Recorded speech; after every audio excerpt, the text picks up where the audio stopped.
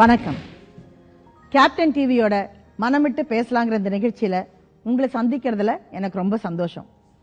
இன்னைக்கு நாட்டுல பல பிரச்சனைகள் இருந்தாலும் ஒவ்வொரு குடும்பத்துக்கும் மிகப்பெரிய தலைவலியா இருக்கிற ஒரு பெரிய பிரச்சனை என்னன்னா குடி. குடியை கெடுக்கும்னு எல்லாருக்குமே தெரியும். இருந்தாலும் சாப்பிட்றதுக்கு அரிசி இல்லைனாலும் பரவாயில்ல, வீட்டுல கரண்ட் இல்லைனாலும் பரவாயில்ல, ஆனா எப்படியோ அந்த வீட்டோடைய தலைமகன் ஒரு நல்ல குடிமகன் ஆயிடுறாரு. அதனால அந்த குடும்பத்துல அந்த பெண்கள் ரொம்ப கஷ்டப்படுறாங்க. எல்லாருமே அப்படி நான் சொல்ல வரல, பல குடும்பங்கள்ல இந்த மாதிரி கஷ்டங்கள் நடந்துகிட்டு இருக்கு. இப்ப நாம சந்திக்க போறது அப்படி குடியில டோட்டலாவே அடிமையான ஒருத்தர். அவரை இப்ப நாம சந்திக்க போறோம். வணக்கங்க. மனமிட்டு பேசலாங்கிற எங்க நிகழ்ச்சியில நீங்க என்ன சொல்ல வந்திருக்கீங்க, சொல்லுங்க. எங்க புள்ள தண்ணி அடிக்கிற பழக்கத்தினால குடும்பத்தை நிர்வகிக்க முடியல. அவனுக்கு கல்யாணம் ஆகி 2 குழந்தை இருக்கு. அந்த குழந்தைங்கள சரி வர இது பண்ண முடியும். வீட்டில் அமைதி இல்லாமல் இருக்கு. அது விஷயமா பேசி அவனுக்கு ட்ரீட்மெண்ட்டுக்கு எதனா ஏற்பாடு பண்ண சொல்லி கேட்கலான்னு வந்து. ஸோ உங்கள் மகனுக்கு குடிபோதையிலிருந்து எப்படியாவது அவருக்கு விடுதலை கொடுக்கணும். ஸோ பட் ஆனால் அதுக்கு அவர் ஒத்து வராரா? ஒத்து வரார். நான் பேசிக்காக குடிக்கிறவங்க நம்ம என்னதான் சொன்னாலும் விட மாட்டாங்க. அவங்களா ஒரு முடிவு எடுக்கணும். நான் திருந்தணும், நான் இனிமேல் ஒரு நல்ல மனிதனாக இருக்கணும், பொறுப்புள்ள ஒரு தந்தையாக இருக்கணும், இல்லை ஒரு நல்ல கணவனாக இருக்கணும்னு அவங்க மனசுக்குள்ள அந்த ஆசையும் அந்த ஒரு ஒரு வேகமும் அவங்களுக்குள்ளே இருக்கணும். அது இருந்தால் தான் இருக்கு அப்படின்னு நீங்கள் நினைக்கிறீங்க? இல்லை, சொல்லி தான் வந்திருக்காங்க. சொல்லி தான் வந்திருக்காங்க. நீங்கம்மா? அவங்க ஒய்ஃபு. நீங்கள் உங்கள் ஒய்ஃபு? எனக்கு 2 பசங்க. டெய்லி குடிச்சிட்டு பசங்களும் பேசுறது தான், வேற ஒன்றும் இல்லை. மற்றபடி குடிக்காமல் இருக்கும்போது நார்மலாக இருக்காது. குடித்ததுக்கு அப்புறம் தான் ஃபேமிலி மெயின்டைன் பண்ண முடியல. அதுக்கப்புறம் நான் வேலைக்கு போகல. அப்பயாச்சும் திருந்துவான்னு பார்த்தா அப்பயும் இல்லை.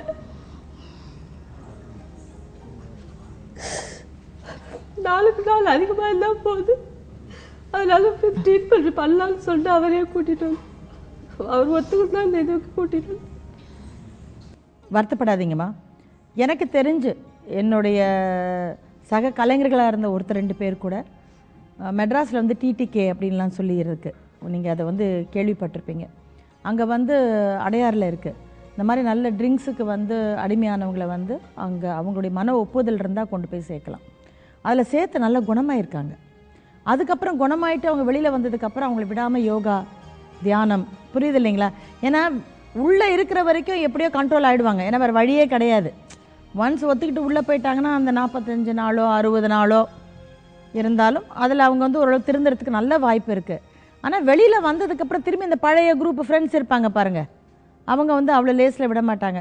பரவாயில்லடா, கொஞ்சம் சாப்பிட்டு பாரு, இன்னைக்கு ஒரு நாள் தானே அப்படிலாம் சொல்லி அவங்களுக்கு மறுபடியும் அந்த ஆசையை ஏற்படுத்தும் போது அவங்க மறுபடியும் பாதை தவறத்துக்கு நிறைய வாய்ப்புகள் இருக்குது. ஸோ உங்களுக்கு எத்தனை குழந்தைங்கம்மா? 2 பசங்க. 2 பசங்க. என்ன பண்ணுறாங்க? பெரிய 8th படிக்கிறான். 8th படிக்கிறான். சின்ன 4th ஸ்டாண்டர்ட். ஸோ 2மே ஆம்பளை பிள்ளைங்க.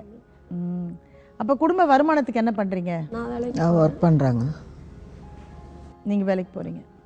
ஸோ நீங்கள் வேலைக்கு போய் குழந்தைங்களையும் பார்த்துட்டு உங்கள் வீட்டுக்காரர் குடிக்கிறதுக்கும் காசு கொடுக்கணும். இல்லை, அவனுக்கு சொந்த வண்டி இருக்கு, ஆட்டோ இருக்கு, ஆட்டோ ஓட்டின்னு இருக்கான். அவனுக்கு முதல்லலாம் இந்த பழக்கம் கிடையாது. முதல்ல மேரேஜ் ஆகும்போது, முதல் குழந்தை பிறக்கும் போதும் கிடையாது.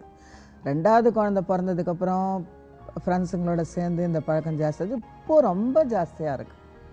அது எதனாலன்னு கேட்டாக்கா, அவன் வீட்டில் ப்ராப்ளம், வீட்டுக்குள்ளே நுழைஞ்சாலே சண்டை போடுறாங்க.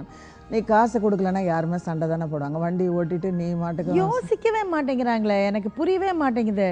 எங்கேருந்து ஃபேன் சுற்றும், எங்கேருந்து கேஸ் வரும், எப்படி பிள்ளைங்க பள்ளிக்கூடத்துக்கு ஃபீஸ் கட்டுறது, யூனிஃபார்ம் எப்படி வாங்குறது, இதனெல்லாம் மரத்தில் முளைச்சா வரும்?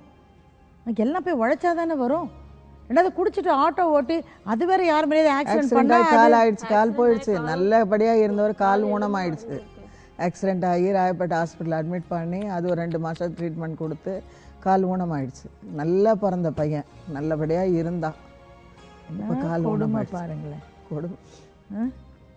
என்ன இது இப்படி ஒரு தாயோடைய மனசு உங்களுக்கு எப்படி இருக்கும்? உங்களுக்கு பெற்று வளர்த்து ஒரு லவ் பண்ணி கல்யாணம் பண்ண அவங்களுக்கு என்ன, அவங்களுடைய நிலைமை எப்படி இருக்கு யோசிச்சு பாருங்க. அவங்க என்ன வீட்டில் அவங்க அம்மா அப்பா அவங்க எப்படி பார்க்க முடியும்? நான் காதலிச்சு அவனை கைப்பிடிச்சு அவங்க போய் இங்கே சொன்னால் என்ன சொல்லுவாங்க? நீயா தேர்ந்துக்கிட்ட வாழ்க்கை தானே, நீயா தானடி தேடி போன, அப்படி தானே சொல்லுவாங்க இல்லையாப்பா?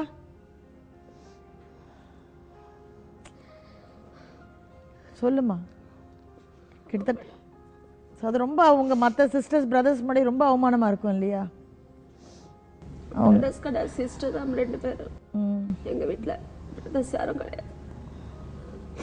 அங்கேயும் உங்களுக்கு அம்மா அப்பா இருக்காங்க? அம்மா அப்பா இப்போ ஆசிரமத்தில் இருப்பாங்க. எந்த ஆசிரமத்தில் இருக்காங்கம்மா? இது தினனூர் தாண்டி சேவாலயம். அங்கே போய் சேர்ந்துட்டாங்க. அந்த அளவுக்கு உங்களுக்கு மனசு வந்து வேதனை ஆயிடுச்சு. இதனால் இன்னும் வேறு என்ன சிரமங்கள்லாம் நீங்கள் அனுபவிக்கிறீங்கம்மா? மெயின் இதுதான் மேடம். தண்ணி அடிச்சுட்டு வந்துட்டு வீட்டுக்குள்ளே வந்தாங்கனாக்கா அவன் அவனுக்கு நினைவில் பேசுகிறானா நினைவில்லாத பேசுகிறானான்னு தெரியல. பசங்களை சும்மா பேசிகிட்டே இருப்பான், வீட்டில் இருக்கிறவங்கள பேசுவான். அவன் மாட்டுக்கு அவன் தன்னை மீறி சாப்பிடவும் மாட்டான். சாப்பிடாதே உடம்புக்கு எடுத்துக்கிட்டான், சாப்பிடவும் மாட்டான். தன்னை மீறி பேசிகிட்டே இருந்துட்டு தன்னை மீறி தூங்கினாதான் உண்டு. பசங்கிட்ட சின்ன சின்ன விஷயத்துக்கெல்லாம் சண்டை.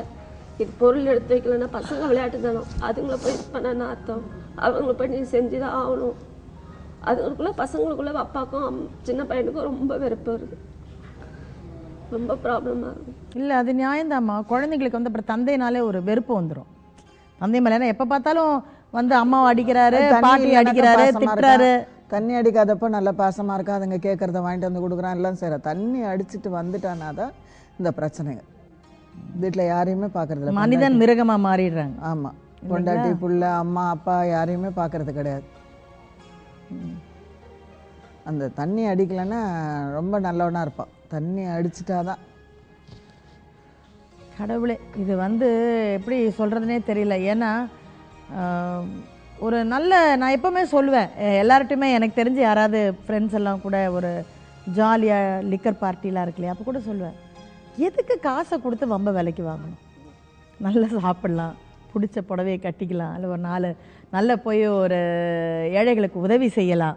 எவ்வளோ சந்தோஷமான விஷயங்கள்லாம் இருக்குது. அந்த தண்ணி அடிக்கிறதுக்கு முன்னாடி வேலம்மாள் ஸ்கூல் சவாரியில் அவன் 13,000க்கு சம்பாரிச்சான் பாருங்க. ஃபுல்லும் ஸ்கூல் சவாரி. வேலம்மாள் ஸ்கூல் பிரின்சிபாலுக்கே டிரைவராக இருந்தவன். இப்போ யாராவது வந்து நம்பி அனுப்புவாங்களா குழந்தைங்கள? இப்போ இன்னைக்கு வந்து இவன் தண்ணினால எல்லாம் இப்போ ரிச் ஃபேமிலியோட இதுதான் கஸ்டமர் தான் இவனுக்கு ஃபுல்லுமே. HCL மேனேஜர் தான் இவனுக்கு சவாரி, ஃபுல்லுமே நல்ல நல்ல சவாரிங்க தான். இவன் தண்ணி பழக்கத்தினால எல்லாமே போச்சு. மனசு ரொம்ப கஷ்டமா இருக்கு. ஏன்னா ஒரு நல்ல குடும்பத்துல வந்து அவர் நாங்க இருந்த ஏரியால முகப்பேர்ல கோபியா இப்படி ஆயிட்டான்றது எங்களுக்கு சந்தேகமா இருக்குதுமான்னும் போது எங்களுக்கு எவ்வளவு கஷ்டமா இருக்கு அந்த வார்த்தை.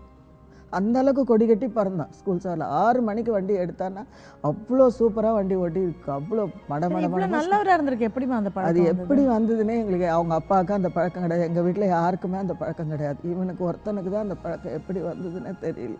அவருக்கு வேற ஏதாவது பொம்பளைங்களோட ஏதாவது கனெக்ஷன்? அதெல்லாம் எதுவும் கிடையாது.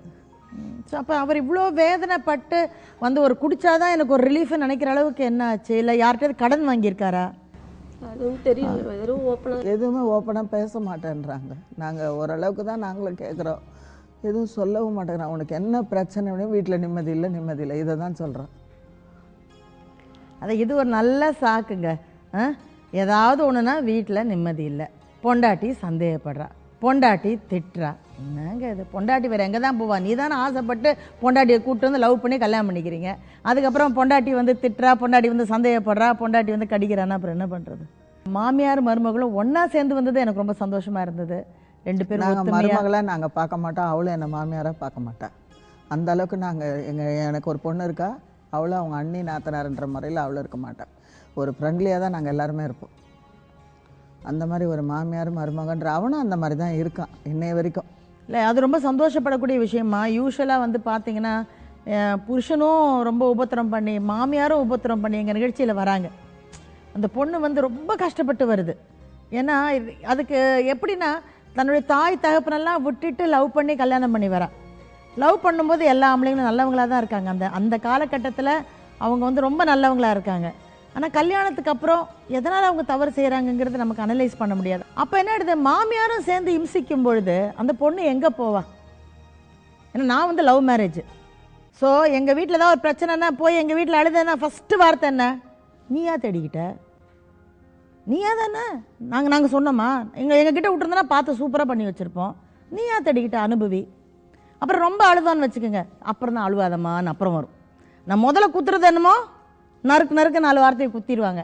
ஸோ அதனால் அது வந்து நமக்கு ரொம்ப வேதனையாக இருக்கும் அந்த சமயத்தில். ஏன்னா நம்ம ஆறுதல் தேடி போவோம் இல்லைங்களா? நம்ம அழுதுட்டு முதல்ல சொல்கிறதுக்கே நமக்கு வெக்கம் பிடிங்கி தின்னும். ஐயோ இது எப்படி சொல்கிறது, நமக்குள்ளே ஒரு பிரச்சனையை வெளில எப்படி சொல்கிறது அப்படின்னு ரொம்ப கூச்சமாக இருக்கும் நமக்கு. அதையும் மீறி போய் சொன்னால் மத்தளத்துக்கு 2 பக்கமும் இடி மாதிரி, அங்கேயும் ஒரு டோஸு, இங்கே வந்தால் மாமியார்கிட்ட ஒரு டோஸுன்னா அந்த மாதிரி பெண்கள் கஷ்டப்படுறது எனக்கு ரொம்ப கஷ்டமாக இருக்குது. எனக்கு இவ்வளவு நேரம் அம்மா பாக்யலட்சுமிமா தன்னுடைய மகன் கோபி எவ்வளோ நல்லா அற்புதமாக இருந்தவர், 13,000 ரூபா வரைக்கும் சம்பாரிச்சுக்கிட்டு இருந்தவர், ஒரு பெரிய வேலம்மாள் ஸ்கூலில் வந்து ரொம்ப பெரிய ஒரு எல்லாருமே அவனை பார்த்து வந்து சந்தோஷப்பட்டு ஒரு தம்பி மாதிரி ஒரு சகோதரன் மாதிரி நடத்தக்கூடிய ஒரு நிறுவனத்தில் இருந்தவர், ஒரு ஆட்டோ ஓட்டிக்கிட்டு அங்கே வந்து அவர் பர்மனெண்ட் இல்லை, வெளியில் குழந்தைங்களை கொண்டு வந்து விடுறவர் தான். இருந்தாலும் ஸ்கூலுங்கிறது வந்து எப்போவுமே ஆட்டோவில் குழந்தைங்கள்லாம் வராங்கன்னா கொஞ்சம் எல்லாம் விசாரித்து நல்ல ஆளாக பார்த்து தான் அலோவ் பண்ணுவாங்க.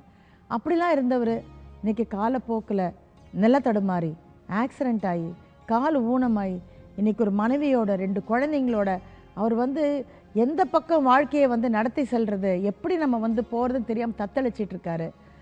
அடுத்தபடியாக ஆஃப்டர் த பிரேக் நம்ம அவரை சந்திப்போம். படித்தவனை தான் கேட்கணும், என்ன கேட்க முடியாது. படைச்சவனை கேட்கணுமா?